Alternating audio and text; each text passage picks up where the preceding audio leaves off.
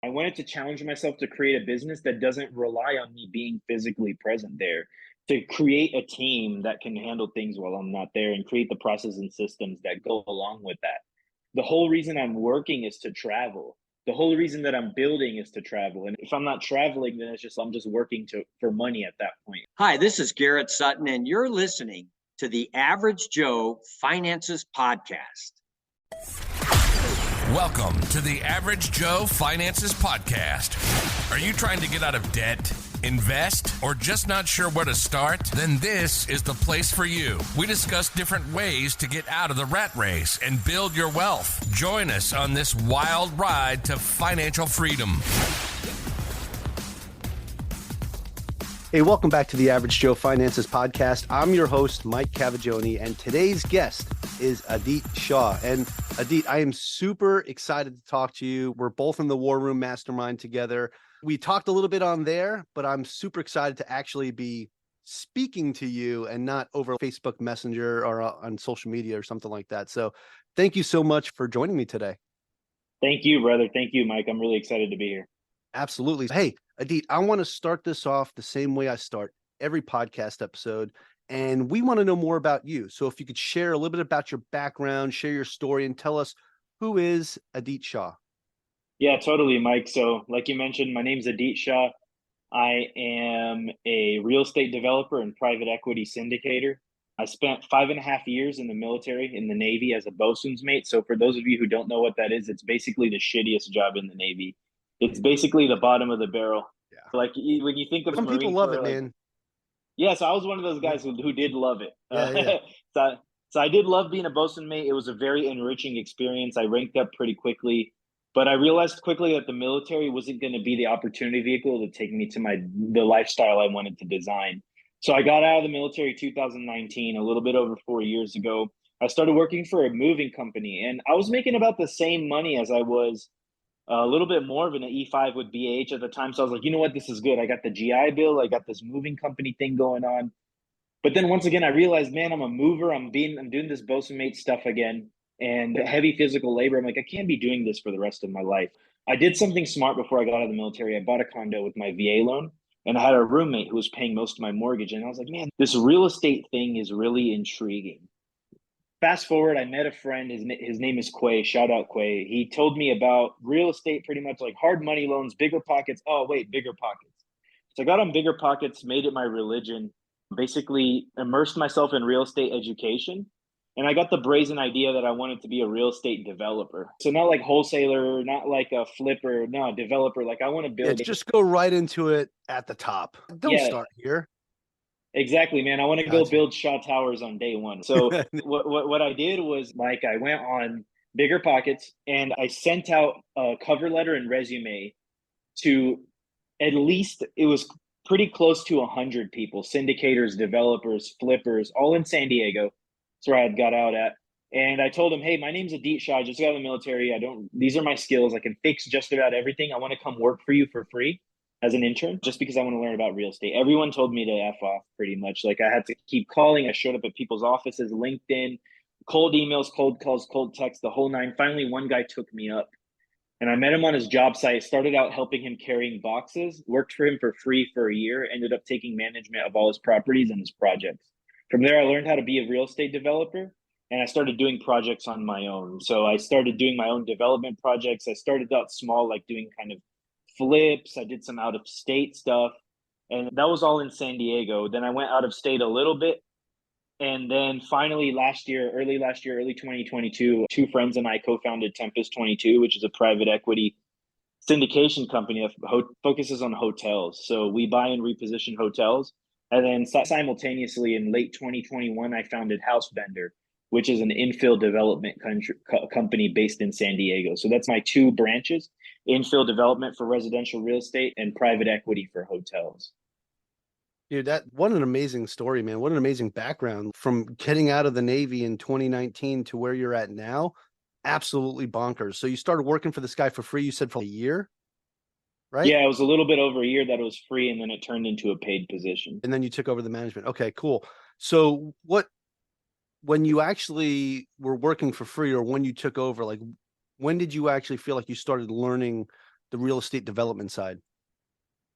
Yeah, totally. So I was really fortunate because this guy, my mentor, had a ton of projects going on at once, subdivisions, flips, um, new construction, single family, new construction, multifamily, all at the same time. So I got a wide variety of exposure. And it was really the karate kid thing at first, man. Wax on, wax off. I'm like, why the hell am I waxing on and waxing off? I Yeah. want to learn about development. Tell me about the money, bro. I want to make some money, man. I don't want to be moving around boxes and going to Floor and Decor to pick out vinyl plank flooring. But the whole picture like tied together, I would say like within 3 to 4 months, I started understanding how important it is to know about the moving boxes, about the sweeping the job site, about the making sure the contractor gets paid on time, about, hey, the rentals get hard surface finishes instead of things like carpet. All of those things tied together. It took a solid 90 days because I was like, the military teaches you one thing, and that is work hard without expectation of reward for a very long time. And I think that lesson was extremely valuable in that working for free experience because I was able to just give it 100% and blindly believe there will be some kind of reward at the end of this tunnel if I just continue to put my head down and give my 100%.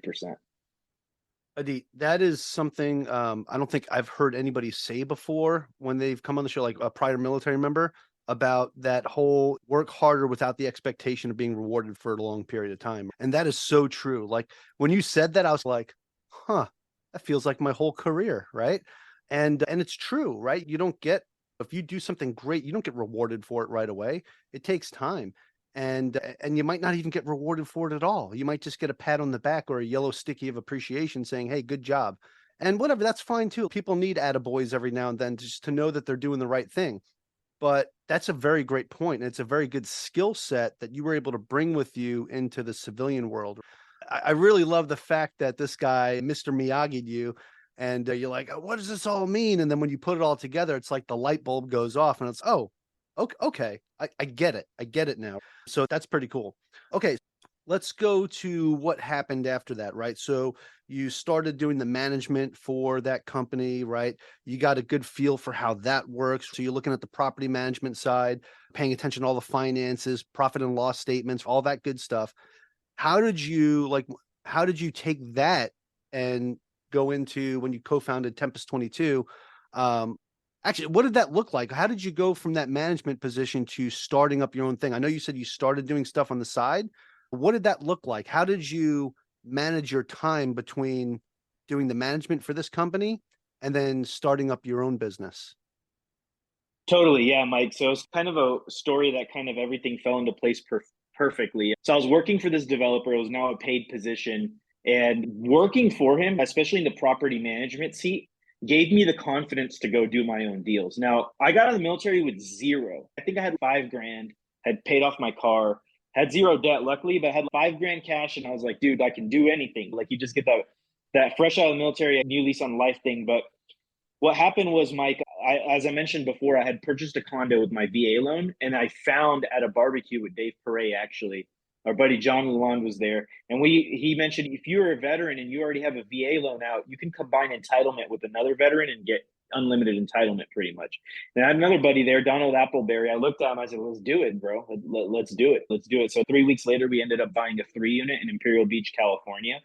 Ended up turning that place around. We bought it with our VA loan. Ended up turning that place around. It was like a house hack flip, and ended up selling it about a year later for a $350,000 profit, split in two after taxes, right? So I had that, and at the same time, I sold my condo, which was another six-figure gain. I took that, came into a bankroll, met War Room member Octavio Moda at Flip Hacking Live in late 2021. We decided we wanted to do some deals together because we had common values. Started making offers on multifamily, mobile home parks, all kinds of stuff. Everyone at the time in the low interest rate environment was extremely overbidding, and they were taking variable rates lower than ours. We were doing the conservative fixed rate approach. We could not pay the same price or offer the same price as these people. So we were getting washed out. Met a guy named Danny Fry, who's an Army veteran, Army civil affairs guys. He was buying hotels. Hotels were a no-brainer, dude. No one could really do them because you have to have experience, you have to have approval from brands, and the cash flow and the equity that you're walking in with was insane. So we ended up taking that kind of pivot to hotels. like a little bit of a side story into hotels because we had that bankroll and cash to deploy. And we decided to combine that with private equity so we could scale a little bit faster. And then here we are about a year and a half later with that company. We've bought 4 hotels, raised about $3.5 million, and created about $6 million worth of equity for our investors. Oh man, that is super awesome. Are you taking these hotels and converting them into multifamily? Is that what you guys are doing? So that's really been the common theme lately, and it makes sense because that's what the market's taking. But we're actually just buying them and repositioning them. So we're keeping them as hotels. We're just improving the management, improving the value, and just no conversion. All right, good deal, man. Yeah, because I know going in and converting them, that's a big job. That's a lot of work. And I'm like, dude, if that's what you guys are doing and that's how you started off, that's insane.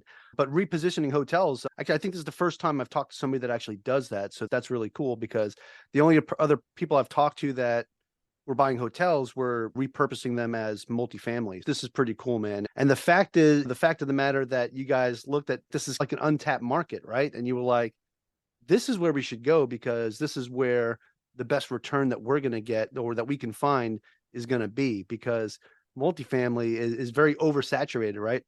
And I know that from personal experience.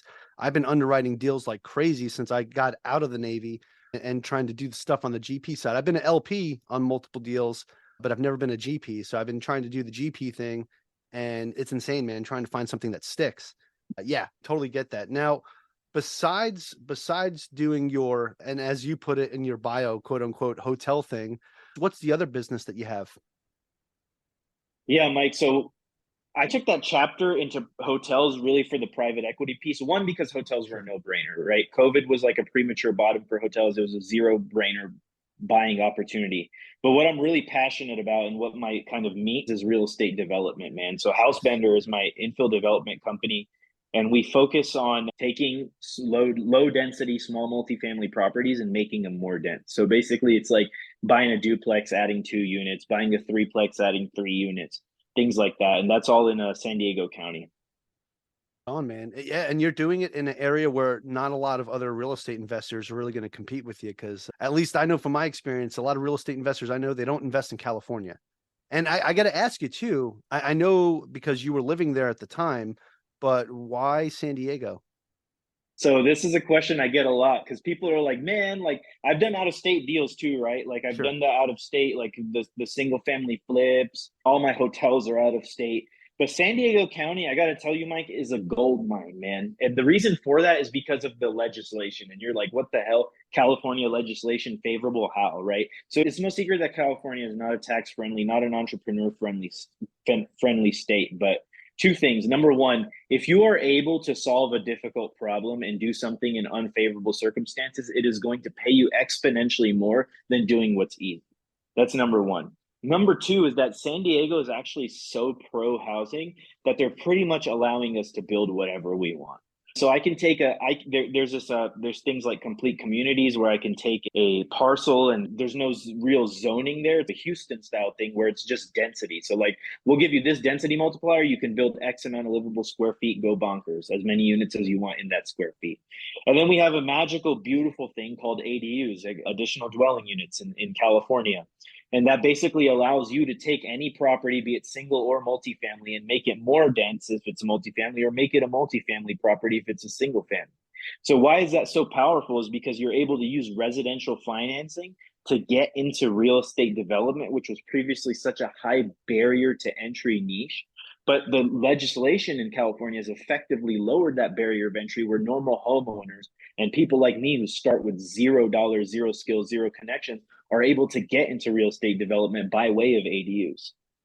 Yeah, that's pretty awesome, man. So actually, out here in Hawaii, they're doing the same thing because they're trying to create more affordable housing. So now any lots that are over 5,000 square feet, you can put an 800 square foot ADU on the property. And I think if it's less than 5,000 feet, but over 3,000, you could put like a 400 square foot ADU. And the 800 square foot ADU can actually be 2 stories. So that's pretty neat. I've, for the longest time, been thinking about putting one at my house but I'm not getting buy-in from my partner here. So, Yeah. but it's all good. It's all good. I was trying to build it and have my in-laws move in, but nobody wants to work with me here on that. So it's all good. But no, that's great because you're taking an opportunity that a lot of other people would pass on or just snub because they're like, it's California. And we're looking at the landlord tenant laws in California. It's, oh man, why would I want to buy there? But the fact is that they've gone lax in other areas to try to make it more, I guess, more attractive to somebody like you that wants to do some real estate development. And it's, like you said, become like a gold mine. So I guess California was part of the gold rush back in the day. And maybe this is just another way of starting that gold rush again. But I'm not trying to put this out there to get everybody that's listening to rush out to California and get all up in a Dietz market. Back off. I'm just kidding. But it's just a great way to look at how your mind was working at that time and just thinking outside of the box and not just going along with what every other real estate investor says and said, oh, California. So even I said that when we were talking, I was like, oh, California, like, why are you investing there? No, that's great to see. That's exactly what you were thinking, because ultimately, as a real estate investor, as a real estate developer, you are a problem solver, right? And you are helping solve some of the affordable housing problems in California by doing what you do. So that's awesome, man. And being able to take advantage of that opportunity. Now, I know you currently don't live in San Diego. Can you tell us where you're at right now and why you're there? Yeah, totally. So last year I packed up my bags and took off to move to Medellin, Colombia. And the reason I did that is because I really wanted geographic freedom. Right. So I still go back to San Diego from time to time, nearly monthly right now as I gear things up. But I wanted geographic freedom and I wanted to challenge myself to create a business that doesn't rely on me being physically present there, to create a team that can handle things while I'm not there and create the processes and systems that go along with that. And yeah, that was the big reason why I moved, Mike, was for the geographic freedom. The whole reason I'm working is to travel. The whole reason that I'm building is to travel. And if I'm not traveling, then I'm just working for money at that point. And that's just not worth it. That's not a good way to live life. I love it, man. I love it. Not working for the dollars, but making the dollars work for you. And okay, so let's talk about that a little bit. So, how were you able to develop a team that was able to keep things running without you present? What did that kind of look like to develop that? Totally. To give everyone a picture of how that went down, when I was working for that developer for free and paid, the beginning of it was very dirty. I was still getting physical. I was fixing things. I have a pretty strong, like, a lot of my work experience is blue collar. I took that over into real estate and then transitioned out of it. But I was working alongside the guys that are now building my projects. And from working with that developer, I met an amazing contractor, literally the best contractor in the world. I met amazing real estate agents. One of my best friends, Donald Appleberry, also a War Room member, is a San Diego real estate agent. I met lenders. I met other property managers, although we self-manage everything. I was basically able to build my team and give them consistent business and get consistently working with them. And then while I was in San Diego towards the end, I removed myself from the equation and challenged myself to do things without physically going to the property, send someone out instead and create those systems. But yeah, really, I think the only way to really build a solid team is to bring them business. Like, a lot of people get started, especially like flipping houses. And what they'll do is they'll go to the contractor and they'll take them to 50 deals to walk. Hey, give me a bid, give me a bid. Because when you're starting out, you don't know how much stuff's going to cost.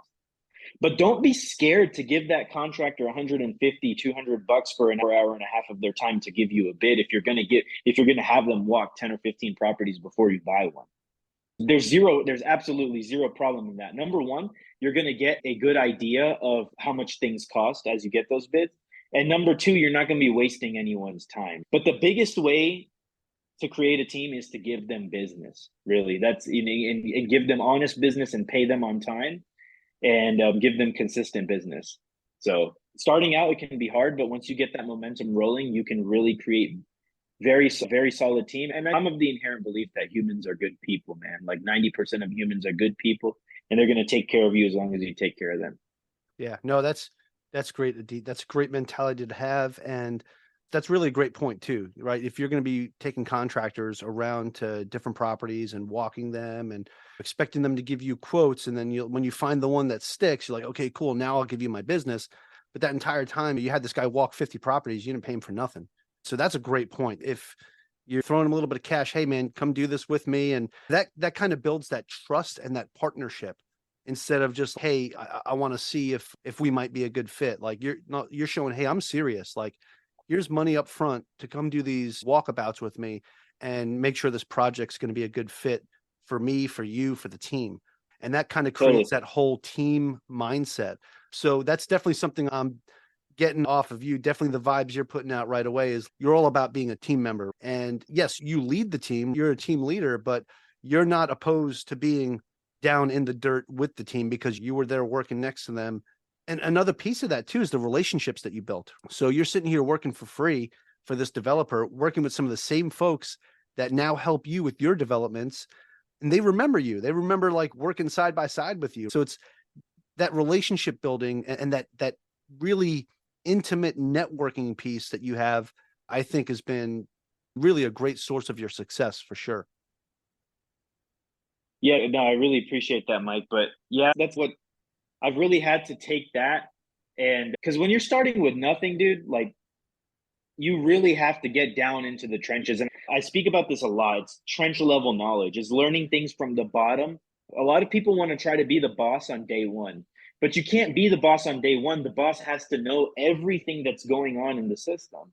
And if you haven't touched every single part of that, it's going to be very easy for you to get screwed over. It's going to be very easy for people to run off with your money. It's going to be very easy for things to go wrong. But when you're intimately familiar with all the parts of your business and you've touched all of them and you've worn all the hats, like in the Navy, as a bosun mate, like when we're doing things like underway replenishment or whatever evolutions we're doing on ships, you start at the bottom as a line handler, and then you're a signalman, and then you're operating equipment, and then finally you're able to run the whole show as a rig captain. But the rig captain who's running the entire show has to have had experience in every single seat before he or she ends up in the boss seat. That's the way to do it. That's a great point. And again, another skill that you learned during your time in the Navy, that you have to work all those different pieces before running the show, because that's exactly it. Because if you don't know how the contractors really work, or if you don't know how they do their jobs or anything like that, without like you having done that side by side with them, you don't know if somebody's going to come in and run off with your money, right? Because you don't know what it's supposed to look like. So you've got that intimate knowledge from actually being down in the trenches, as you say, with them, knuckle to knuckle, elbow to elbow, right? And getting things done. So I think that's amazing, man. So I got something I'm going to ask you, just going through your story and just with what you were talking about, and you started working with this guy for free, right? When you got out of the Navy, good, you paid off your car, you had zero debt, which is fantastic. Maybe you had $5,000 in the bank account. What did you do for money when you were working for this guy for free? So like, how did you keep everything afloat? Yeah, totally. So one thing that I've done consistently throughout my life is keep my living expenses very low, extremely low. And what I was able to do, like I said, I was house hacking that condo. Most of my expenses were covered there. And I was also going to school full time with the GI Bill, getting San Diego BA. And this is something like for those military guys, like even if you're not retiring, remember that you get out with 3-5 years of benefits of BAH day. If you're going to school full time, you can take advantage of that. And you can use that time to go take a risk, to go start a business, to go work for someone for free. So that's exactly what I did. Was I took advantage of that military benefit, that money that was coming in, paying my bills, to go learn something, to go work for free. So that's freaking amazing. And besides that, like besides the GI Bill, like there's other programs too, that if you even have 1 month of your GI Bill left, that you can go to school and the VA will pay for it and still give you the BAH, as long as you're working towards using it towards like a career.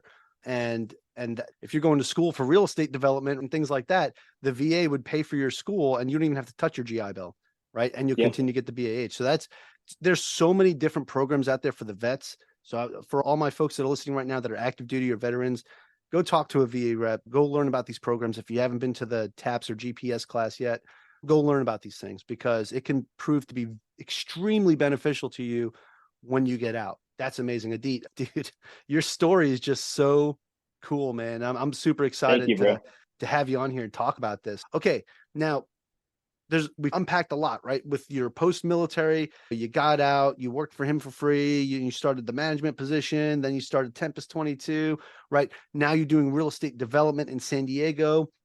So I want to ask you now, especially for the San Diego piece, how are you finding the right deals or the right lots to develop on?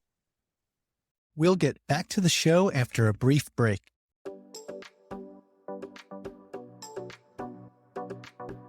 Hey, it's Tony Pollock from episode 218.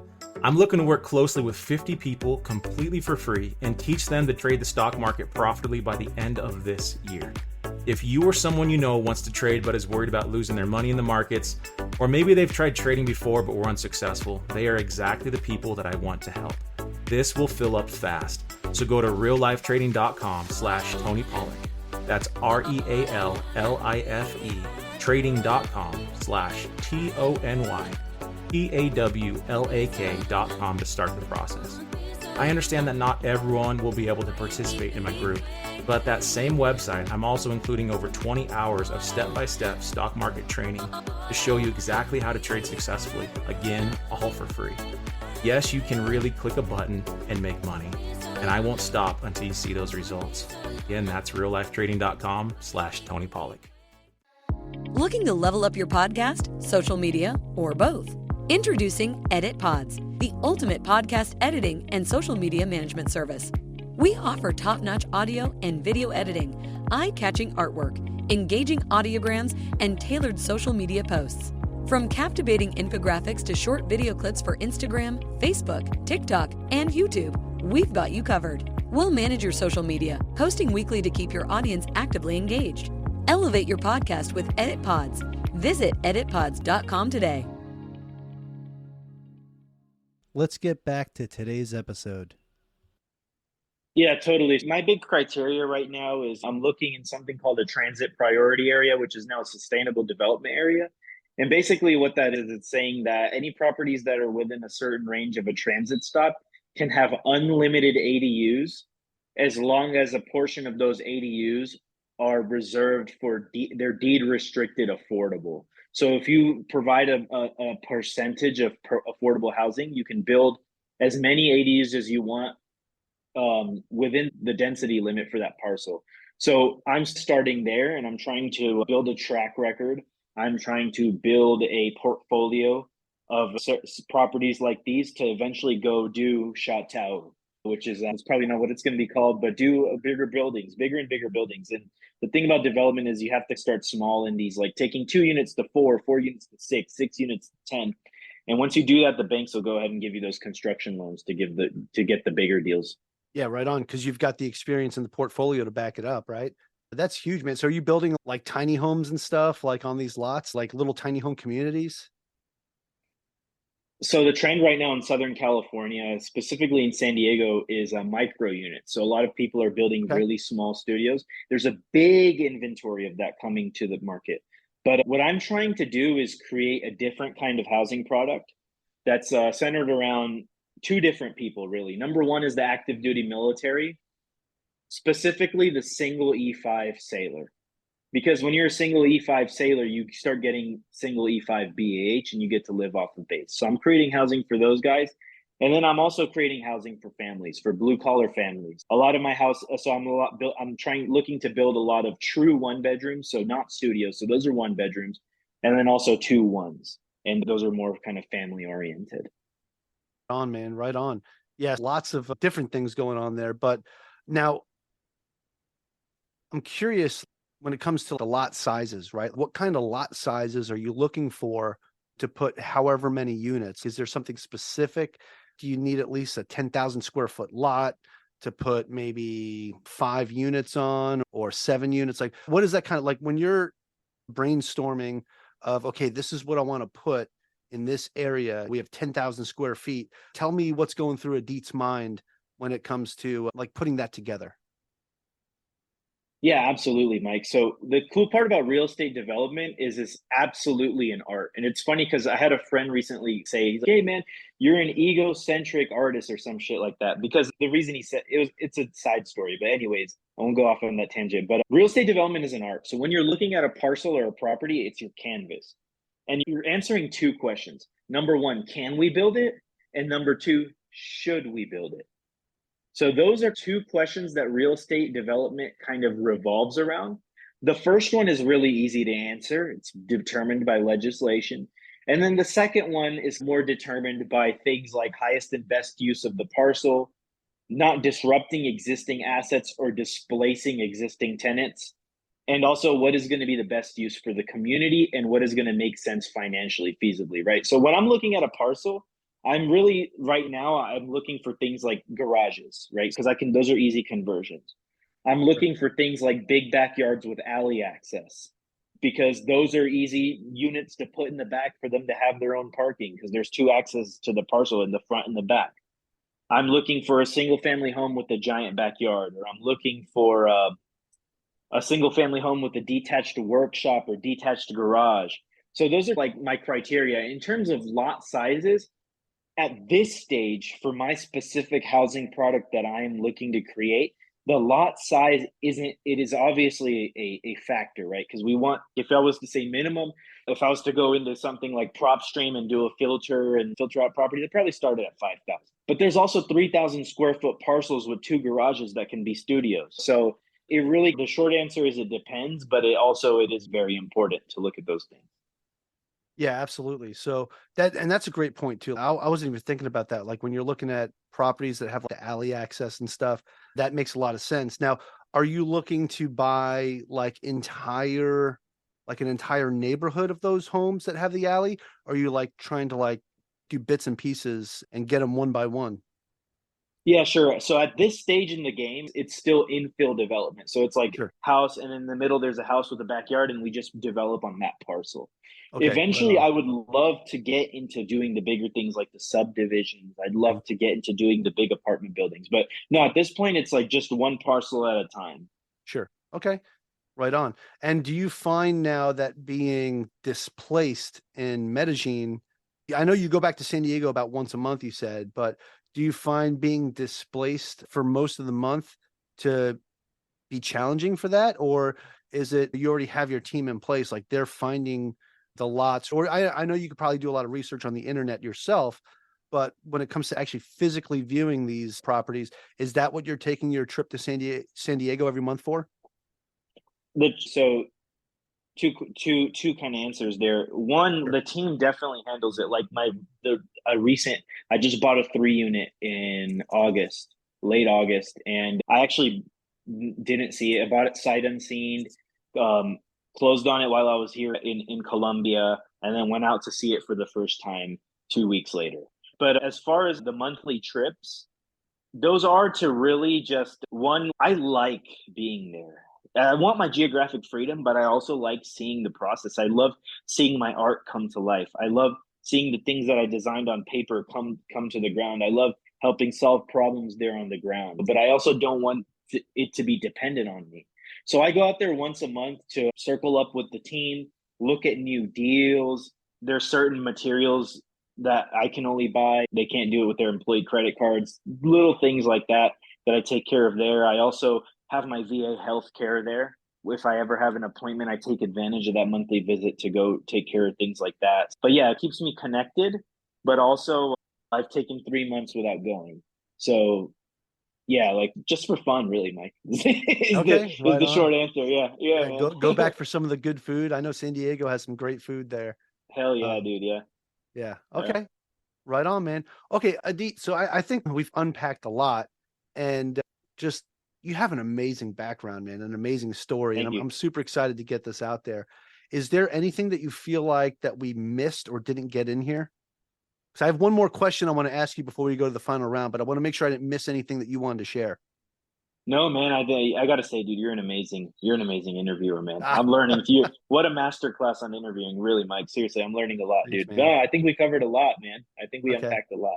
Appreciate that, man. Right on. Okay, so I want to ask you this question before we roll into the final round, and it's a simple question, and I don't ask this to everybody, but I ask it to the people who I'm really intrigued with their background and why they're doing what they're doing. And that is the question. Why are you doing what you're doing in real estate? So the reason why I'm doing what I'm doing, so from the business standpoint, is because I want my financial and geographic freedom. Is because I want to be able to give back to my parents. I want to be able to, like, for example, my parents immigrated here to the United States from India with nothing, man, like literally zero. And they brought up me and my sister, and we ended up pretty all right, man. And they're both entrepreneurs. And now I'm able to my parents are going to retire next year because of one of my real estate projects.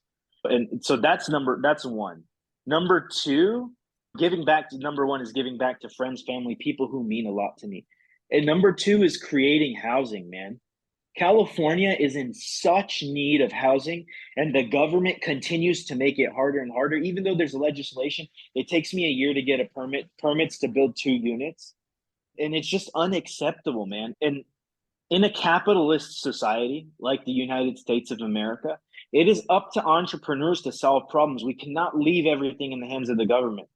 We cannot leave anything in the hands of the government. So it is our responsibility to go and solve those problems. It is my responsibility to go and create that housing, and not only create that housing, not for the biggest bang for my buck or for the biggest profit, but no, create a housing product that someone is going to love and enjoy and be able to afford, that the single E5 is going to be able to have his independence and not stretch himself thin, that the blue collar family is going to have a place to stay that's at or below the median price point for rent and live comfortably in San Diego County, California, which is now becoming so unaffordable that everyone's leaving, man.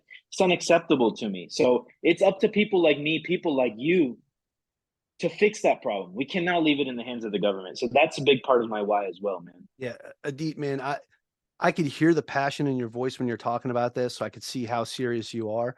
And it's really refreshing to talk to somebody that's really doing this for all the right reasons, right? Yes, you're taking care of yourself, taking care of your friends and family, right?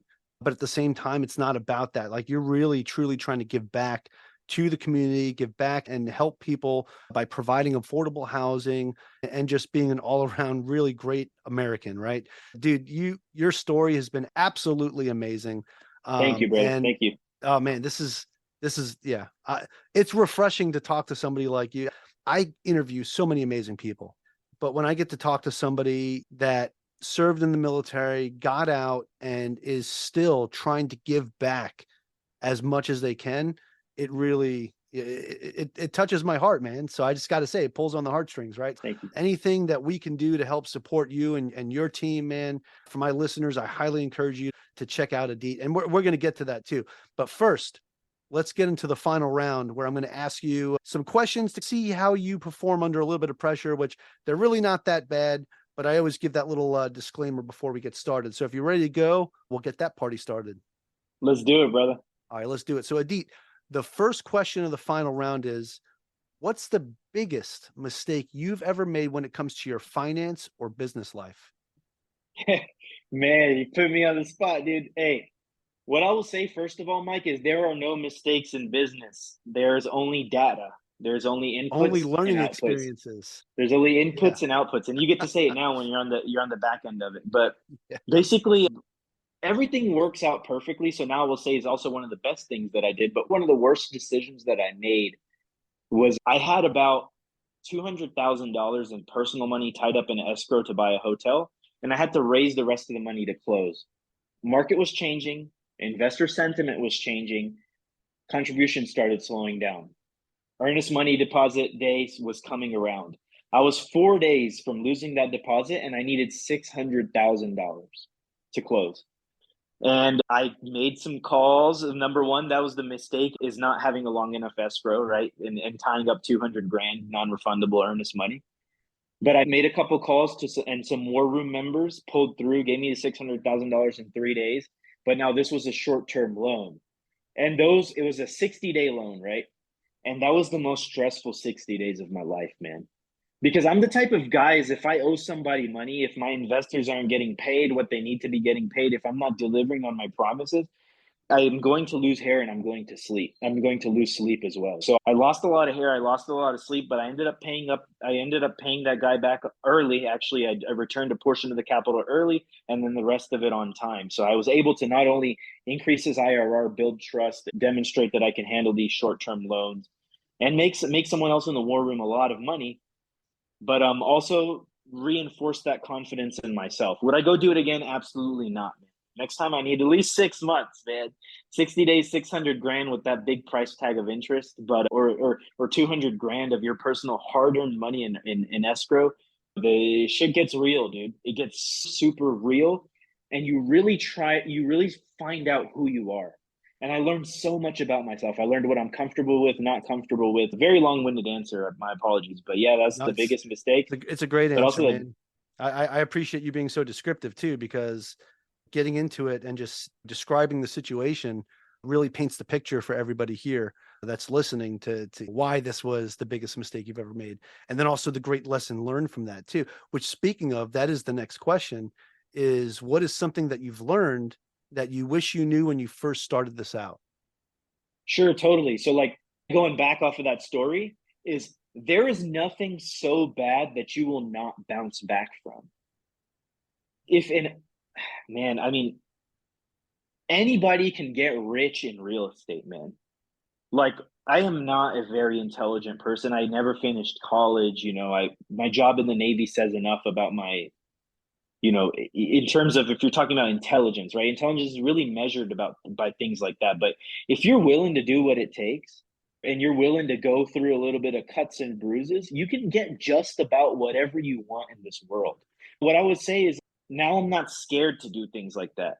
I'm not scared of really anything, because I know no matter what happens, I'm going to bounce back one way or another. If shit hits the fan, I'm going to figure it out. Is it going to hurt? Probably, but I'm not going to die, and I'm not going to lose my life, and I'm not going to lose my core values. And those are the only two things that really matter.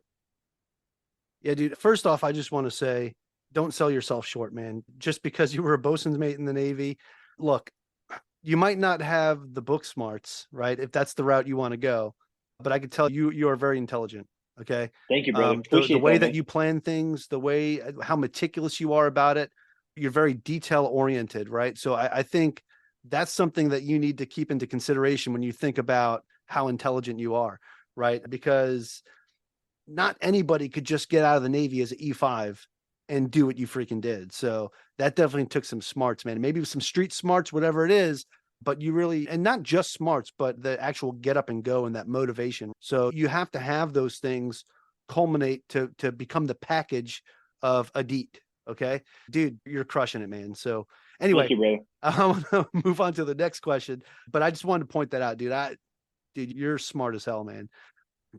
So next question is, do you have any tips or tricks that you would recommend to someone that is just getting started out today? Hey, picture Adit back in 2019 getting out of the Navy. Dude, what are you going to tell yourself getting out?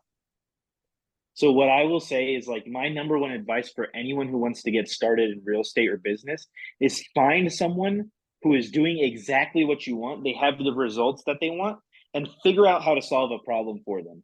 Figure out how to bring them value. And if you can, just go ahead and do it without even offering it. And then see what happens. Go work for somebody for free. Go put your head down, become humble, and get down and get dirty in the trenches. Do that. Especially, and this isn't just speaking to someone getting out of the military, it's anyone. And you could say, man, I'm a dad and I work full time. And you might have a skill that you can offer on the weekends or after work. You might know how to design web pages. Hey, man, I went ahead, I looked at your website. I think it's a beautiful website, but I think I created you one even better. Could you take a look at it? You know what? If you love it, man, have it for free. And just so you know, I can do this for you all the time.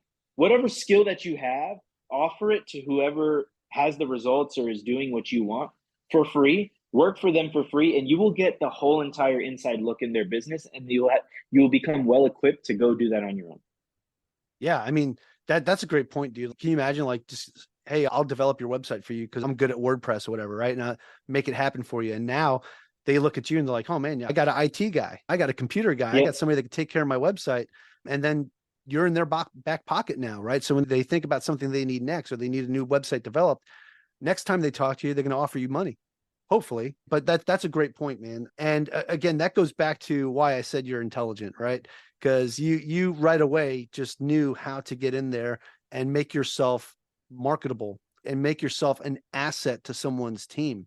Whether you're working for free or getting paid, it's all about making yourself an asset to that business owner, for them to view you as an asset and say, I want to keep this person around, which is exactly what you did. So that's awesome, man. Okay. Final question of the final round is just an opinion question. And that is, do you have a favorite business, investing, or real estate related book or podcast, or both? Yeah, I'm not saying this just to blow smoke, Mike, but this podcast is amazing. I actually just listened to your episode with Aaron Hale. I was on his podcast. I was watching the clips from it on your Instagram, and you're really good at interviewing people, man. This podcast is packed full of value. Man. But besides that, I really love Patrick Bet David. I follow him, Valuetainment, a lot, and I really like Alex Hormozy. I like his podcast, The Game. And recently, in terms of books, man, I've been reading a lot of non-business stuff, a lot of psychology. I actually read this book that I recommend to anyone, especially high-achieving men, which I imagine is a lot of the audience listening to this, and women, but specifically for me as a man, it helped me. It's a book called Nonviolent Communication, and especially us military guys, because we're taught to communicate in violent ways to get stuff done. But this book is just a masterpiece on communication, and I think that those skills bleed over to every area of life and business. Yeah, awesome. Is that the book is actually, the title is Nonviolent Communication? Yeah. Okay. Yeah. I'm going to add that to my list, man. It's an excellent one. You're going to love it. Let me know what you think. Yeah, for sure, dude. Yeah. I'm going to, I'll add that to my list. I just finally finished reading Jocko Willink's book, right? Why am I having a brain fart right now? Extreme Ownership. Thank you. Jeez. Yeah. Because I had started it, right, and then put it away, and then I'd come back to it, and then put it away, and then so many people tell me, "Oh, you got to read Extreme Ownership." I was like, "Oh yeah, I started that. So I finally just went over a couple days, just got it done, and it was one of those books that really made me think about my mindset and how I think about things, and that's why I'm like, the psychology piece of it, like, I think is huge. You're not the first person to recommend a book based on psychology. And that's what I really like about that. But this is definitely the first time I've had this book recommendation, especially for military members. So I definitely want to check that out. Yeah, man. And if it's really that great, man, we should definitely put it out to the war room. And you know what else I think is awesome, man, before we close things out, is just that for those that are listening right now, obviously, if you're not in the military or not a veteran, you can't join the war room. But man, putting yourself in a mastermind with a bunch of like-minded people and people that you want to be like can really change your life. I've met so many amazing people. As a matter of fact, I'm sitting here interviewing somebody from the war room, and then later this afternoon, I'm actually going out to eat with a bunch of other war room members out here in Hawaii. So I'm excited about that. But it's that camaraderie that you build, and then you build partnerships, and you never know who you're going to find to help you on maybe your next deal or your first deal or whatever it might be. So definitely recommend, if you're listening right now, go check out being a member of a mastermind or getting yourself to be a part of a community, because you get opportunities, right? And like I get the opportunity to interview somebody so amazing as Adit here, just because I met him in the war room.